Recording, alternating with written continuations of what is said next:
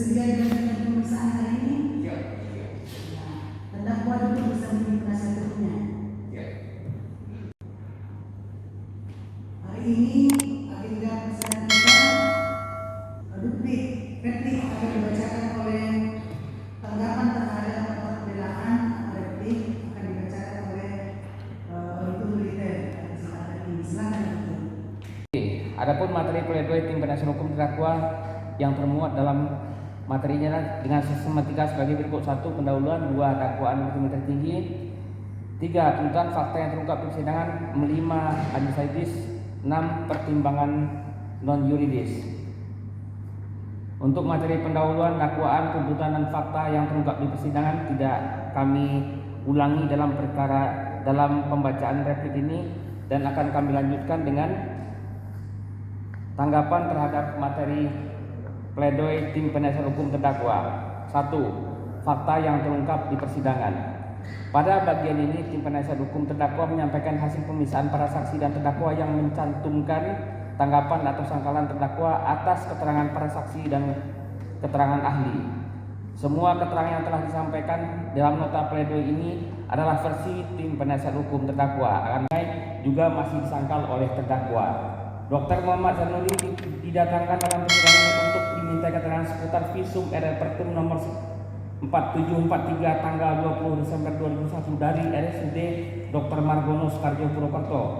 Dr. Muhammad Zanuri sebagai dokter yang bekerja di instansi kedokteran forensik dan mediko-legal RSUD Margono Soekarjo menerangkan bahwa pada tanggal 13 Desember 2001 pukul 18.30 WIB telah memeriksa jenazah atas nama Mr. X dalam kurung saudara Hanisa Putra, jenis kelamin laki-laki, usia sekitar 20-30 tahun, yang ditemukan di aliran Sungai Serayu di Grombol Cibadi, Desa Banjar Parakan, RT 01 RW 05, Kecamatan Rawalo, Kabupaten Banyumas.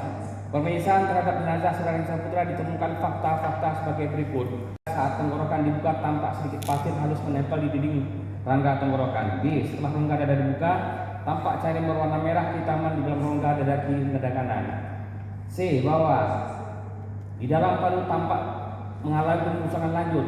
Setelah dibuka tampak pasir halus dalam paru kanan dan paru kiri. Dengan kesimpulan ditemukan tanda tenggelam dalam keadaan tidak sadar dan kematian karena tenggelam dalam keadaan tidak sadar.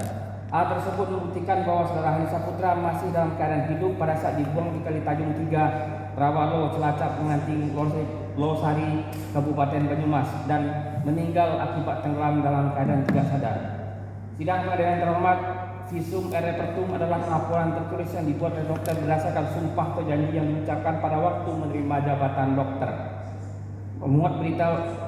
Visum tersebut memuat berita tentang segala hal yang dilihat dan ditemukan pada waktu barang bukti yang berupa tubuh manusia atau benda yang berasal dari tubuh manusia yang diperiksa sesuai dengan keterangan atau pengetahuan dengan sebaik-baiknya atas permintaan penyidik untuk kepentingan peradilan.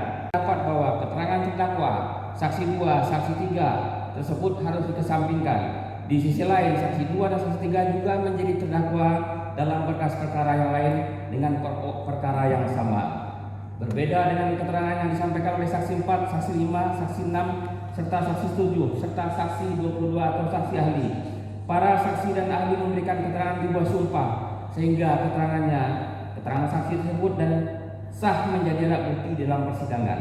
Sepanjang pemeriksaan sejak pemeriksaan saksi-saksi sampai dengan dibacakan pledoi, terdakwa, saksi 2, saksi 3 hanya menyangkal tentang kondisi saudara Hanisa Putra yang dinyatakan masih hidup pada waktu dibuang dan tidak pernah menyangkal keterangan-keterangan lain yang disampaikan oleh para saksi atau membantah alat bukti serta bukti lain yang diajukan di persidangan. Analisa yuridis pada bagian analisa yuridis, tim penasihat hukum terdakwa membahas pasal atau tindak pidana yang didakwakan dan keterbuktian unsur pasal tindak pidana dalam tuntutan umum tertinggi. Pasal-pasal yang dimaksud adalah sebagai berikut. Ke-1, primer, barang siapa yang terbukti dalam tuntutan umum tertinggi. Mengacu kepada literatur yang ditemukan bahwa dianggap sebagai subjek tindak pidana adalah manusia. Kesimpulan ini ditarik dari beberapa hal antara lain sebagai berikut.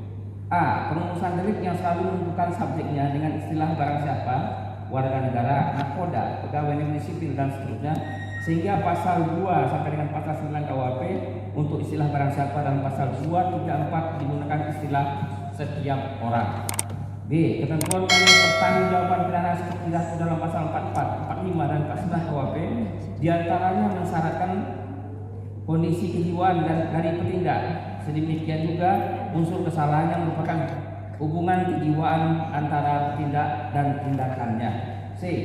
Ketentuan mengenai pidana yang diatur dalam pasal 10 KUHP terutama mengenai denda hanya manusia yang mengerti tentang uang. Dari 10 uraian di atas, auditor militer tinggi memahami secara kurang hati-hati karena terdapat pernyataan dan kesimpulan yang tidak konsisten. Ketidakkonsistenan tersebut terlihat dalam hal-hal sebagai berikut. 1. Tim penasihat hukum terdakwa menyatakan bahwa terdakwa menyangkal keterangan saksi 4 sampai dengan saksi 12 yang menerangkan bahwa saudara Hadi Saputra masih hidup di tempat kejadian kecelakaan. Sesuai fakta yuridis, hanya keterangan saksi 4, saksi 5, saksi 6 dan saksi 7 lah yang menerangkan bahwa saudara Hadi Saputra masih hidup di tempat kejadian kecelakaan. 2. Pada halaman 33 sebelum alinea terakhir, tim penasihat hukum terdakwa menyatakan karena dakwaan itu minta tinggi disusun secara kumulatif, maka karena dakwaan ke-1 primer dan dakwaan alternatif pertama auditor militer tinggi tidak terbukti secara sah dan meyakinkan, maka seluruh dakwaan auditor militer tinggi harus ditolak atau setidak-tidaknya dinyatakan tidak dapat diterima. Akan tetapi pada halaman 33 alinea kedua, tim penasihat hukum terdakwa bermohon majelis hakim menyatakan bahwa terdakwa Kolonel Infantri Prianto tidak terbukti bersalah melakukan tindak pidana sebagaimana yang didakwakan oleh auditor militer tinggi pada dakwaan ke-1 primer pasal 340 junto pasal 55 1 ke 1 dan dakwaan kedua alternatif pertama pasal 328 junto pasal 55 ayat 1 ke 1 KP tanpa menyebutkan pasal 181 KUHP junto pasal 55 ayat 1 ke 1 KP. Sidang pengadilan kesimpulan bahwa pembelaan yang dibacakan oleh tim penasihat hukum terdakwa merupakan versi dari penasihat hukum terdakwa yang intinya telah kami sampaikan perbedaannya dengan tuntutan kami, sehingga dengan uraian tersebut di atas, auditor militer tinggi berpendapat tidak ada kekeliruan dalam pembuktian unsur dan penerapan hukum dalam tuntutan kami, sehingga auditor militer tinggi tetap pada tuntutan yang dibacakan pada hari Kamis tanggal 21 April tahun 2022. Demikian tanggapan atau replik ini kami bacakan dan kami serahkan kepada Majelis Hakim Pengadilan Militer Tinggi 2 Jakarta dan kepada tim penasihat hukum terdakwa dalam ruang sidang di Pengadilan Militer Tinggi 2 Jakarta yang bersidang di Jakarta pada hari Selasa tanggal 17 Mei 2022. Auditor Militer Tinggi cap tertanda Widelboy SHMH.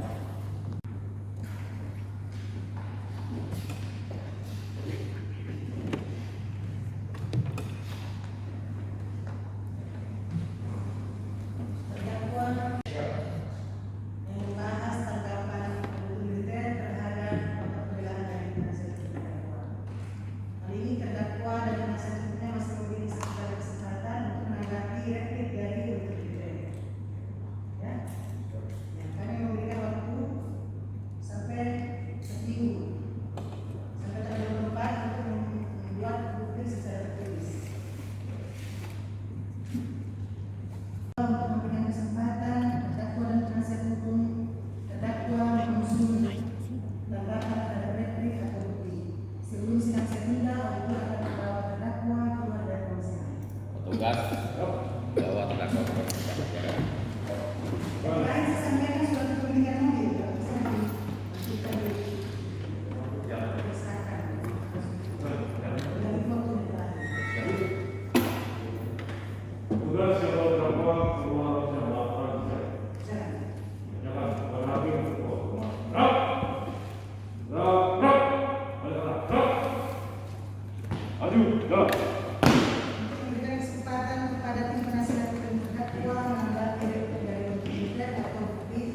Yang mengatakan bahwa unsur barang siapa hanya merupakan kata ganti orang, di mana unsur ini baru mempunyai makna jika dikaitkan dengan unsur-unsur pidana lainnya.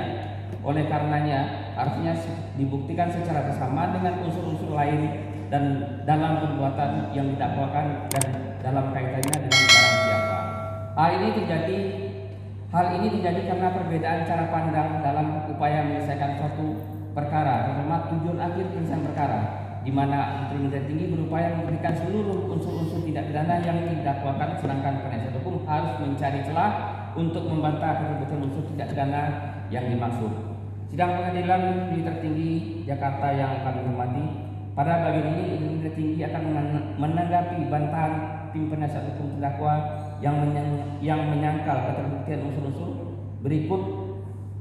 berikutnya yang terdapat dalam pasal 340 atau pasal 55 ayat 1 ke 1 KUHP dan pasal